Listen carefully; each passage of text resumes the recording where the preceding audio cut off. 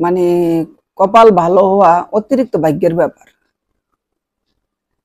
আর ভালো শ্বশুর বাড়ি পাওয়া অতিরিক্ত ভাগ্যের ব্যাপার। যেসব মেয়েদের জন্মের পর পর বাবা মা মারা যায়, এতিম থাকে, তাদের কপালটা আসলেই অনেক পোড়া, তাদের কপালটা আসলেই অনেক খারাপ। খারাপ না হইলে জন্ম হইতে না হইতে বাবা মা মারা যাওয়ার কথা না। সবাই একলাম জন্ম হয়, দুনিয়াতে আল্লাহ পাঠায়, তখন পেলাম সব বাচ্চারাই চায় বাবা মার হাতে বড় হইতে, বাবা মার ভালোবাসা পাইতে। আর যারা বাবা মার ভালোবাসা জীবনে কখনো পায় না, তাদের কিন্তু একটা মনে একটা আক্ষেপ থাকে যে আমার যদি এরকম করে কেউ ভালোবাসতো, আমার আব্বুর মতো বা আমার আম্মুর মতো। তো মনে করেন আস্তে আস্তে পরে মেয়ে বা মেয়েগুলারে, এতিম গুলারে যদি কোথাও কেউ বিয়ে শাদী দেয় বা কোন রকম যদি একটা বিয়ে শাদী হয়, আর সুন্দরী এতিম হইলে তো মনে করেন তো আর কোনো কথাই নাই।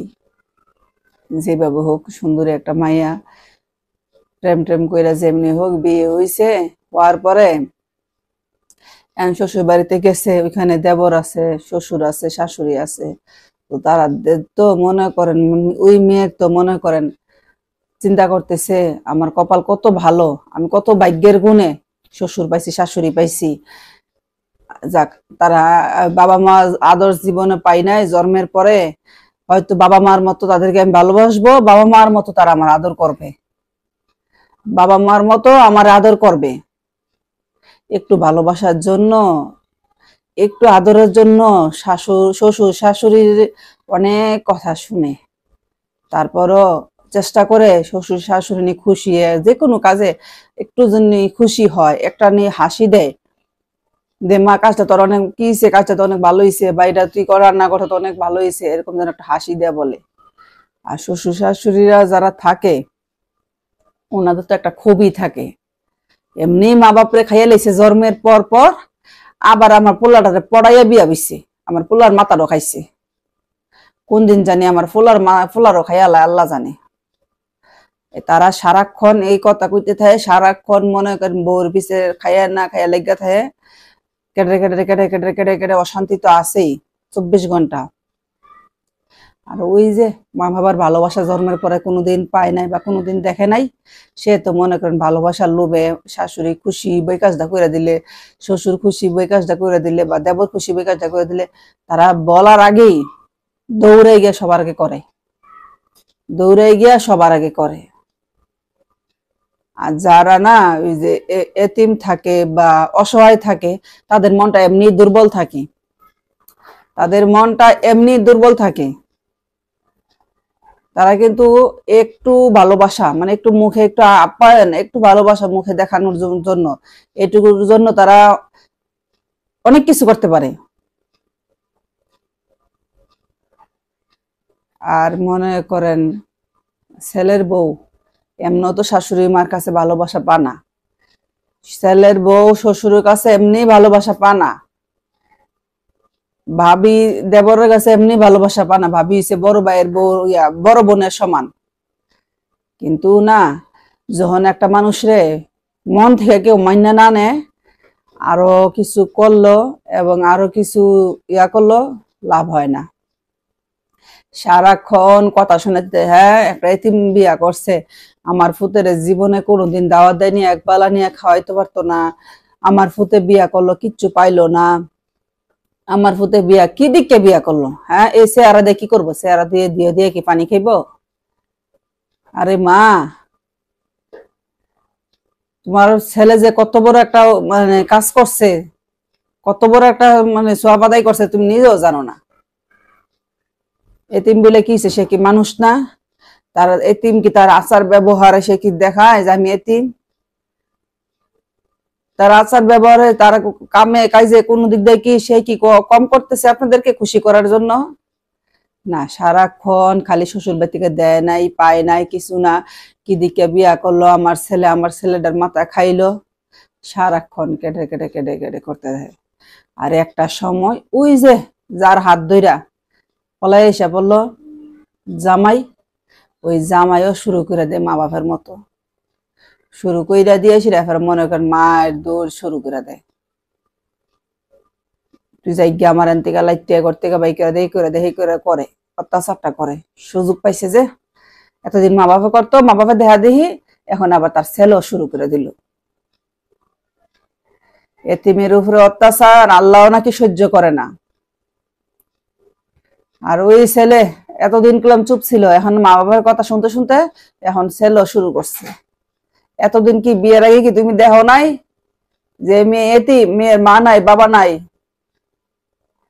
মেয়ের মা বাবা নাই, মেয়ের চাইলে জীবনে তোমার এক বেলা নিয়ে খাওয়াইতে পারবো না, কোথাও চাইলে জীবনে তোমার একটা কোনো কিছু কিনে দিতে পারবো না, চাইলে তোমার বাড়িতে একটা কিছু আনতে পারবো না জীবনে, মরলো তোমার বাড়ি বাঁচলো তোমার বাড়ি। বিয়ের আগে তো এগুলো সব দেখিয়া শুনে তারপরে বিয়ে করে আনছো, তখন বুঝতে পারো নাই তাই না? তখন বুঝো নাই, তখন মনে করছো হারিয়ে এত সুন্দরী মেয়া, থাক অসুবিধা কি, এগুলো দিয়ে আমি কি করব। তখন কিন্তু এটা মাথায় কাজ করে নাই, তখন কিন্তু এটা একবারও কাজ করে নাই যে আমার শ্বশুর বাড়িতে আমার দাওয়াত খাইতে হবে, আমার শ্বশুর বাড়ি থেকে কিছুদিন পর পর খাবার দাবার ফল ফ্রুট সব নিয়ে আসতে হবে আমার বাড়িতে। এইটা একটা বার তখন কিন্তু চিন্তা করো নাই। তখন চিন্তা করছো যে মেয়েটা এতিম বিয়া করলে আল্লাহ খুশি বয়সী, এগুলা চিন্তা করছো, কইরা বিয়া করে আনছো। এটা যখন চিন্তা করে বিয়া করে আনছো, লাস্ট পর্যন্ত তো এরকম নিয়েই মানা উচিত ছিল।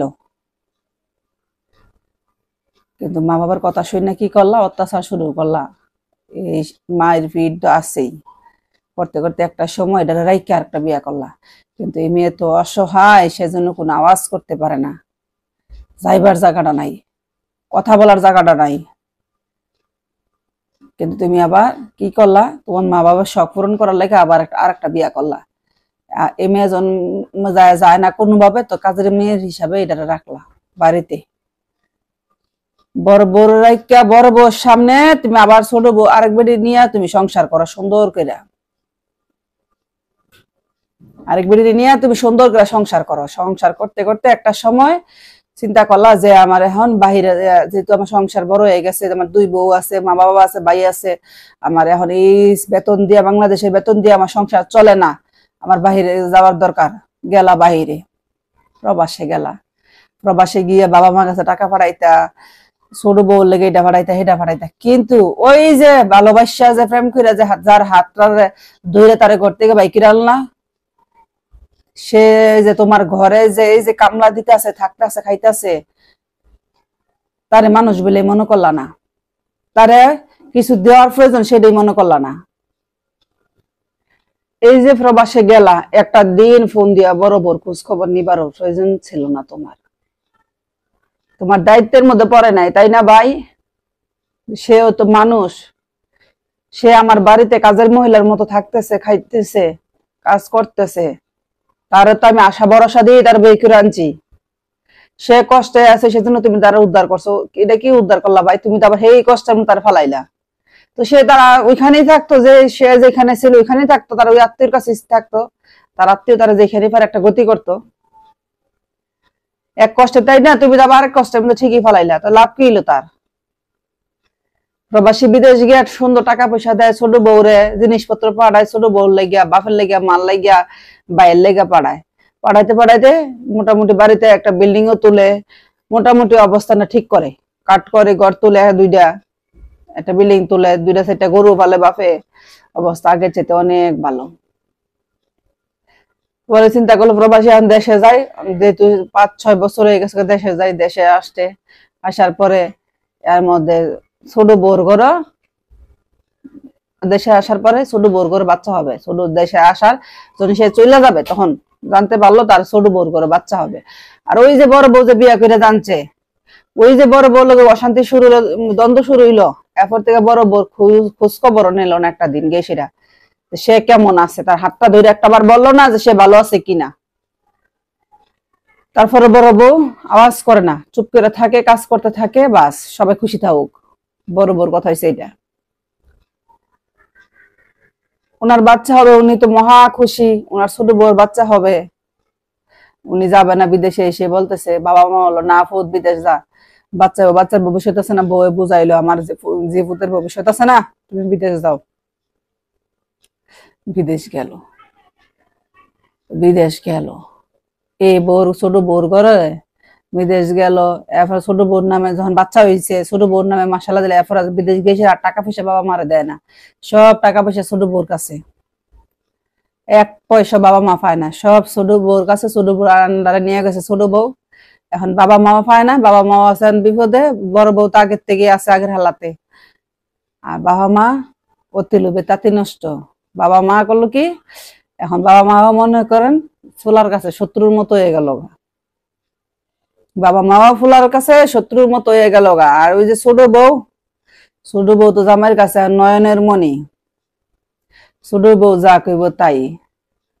এগুলা করতে করতে ভাইজন ওই দেশে স্ট্রোক করে, কইরা একটা হাত একটা পা প্যারালাইসিসের মতো হয়ে যায় সন্তে। তখন সে দেশে আসে, তো তখন সে বাংলাদেশে চলে আসে স্ট্রোক করার পরে। ছোট বউ দেখিয়া, জামাইয়ের হালাত দেখিয়া, জামাই টাকা পয়সা স্বর্ণ অলংকার যা দিয়েছিল মোটামুটি যতদূরা হাতে নেওয়া গেছে, মানে উনি উনার ভাবে নেওয়া গেছে ব্যাগে, ব্যবস্থা করে টেরা লইয়া টুয়ে সেরা উনি যদি এই জামাই ফালাই দেয়, বাচ্চা ফালাই দেয়, যদি চলে যাওয়ান। আর ওই বড় বউ সারাক্ষণ যে তার লাত্তি গোতার উপরে রাখতে হয় গুলডি মিল্লা, এটা এখন ওই বাইতেছে, কামলাগিরি দিতেছে, খাইতেছে, বাস জীবন চালাইতেছে কোন রকম। আখের ফোন তো ওই বড় বউর কাছে যাইতে হইছে সেবা যত্নের জন্য, সেবা যত্নের জন্য। আখের ফোন তো ওই বড় বউর কাছে যাইতে হইছে।